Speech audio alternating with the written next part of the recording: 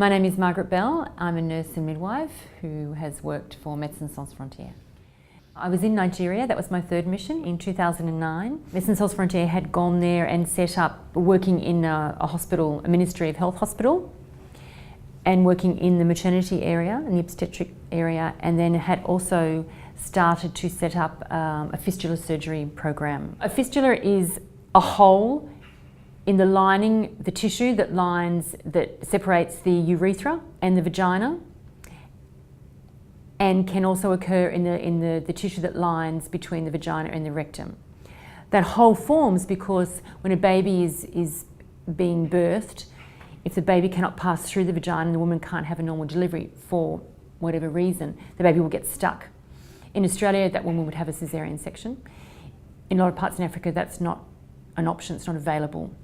So therefore the baby sits there, and the pressure of the head of that baby on that tissue causes that tissue to die, and hence the hole to form.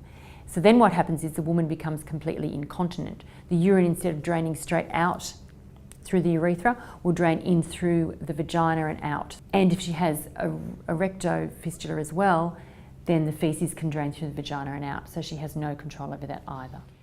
Obviously you want to prevent fistulas, so therefore we were working in the maternity obstetric area, training midwives, encouraging women to come in and labour within the hospital so we could pick up any problems that were occurring and manage that labour and delivery appropriately.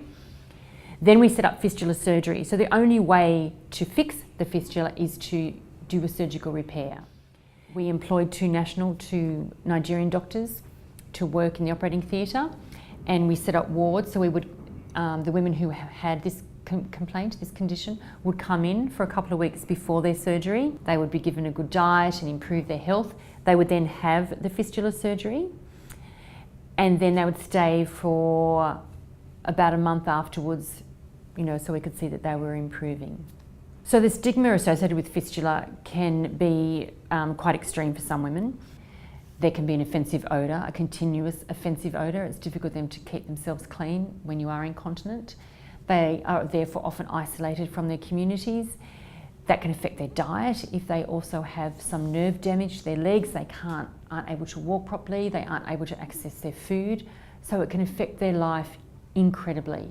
And I think the thing that they then find when they have the surgery, it completely turns their life around. It's just quite extreme, the difference, and I think that's why the fistula ward was one of those really happy places to be, because the women were so excited that there was this treatment, and it did have such a major effect on their life for the better.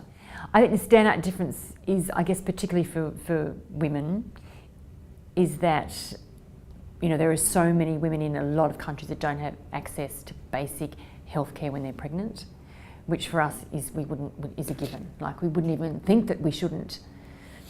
And therefore a lot of deaths could be prevented by very simple care.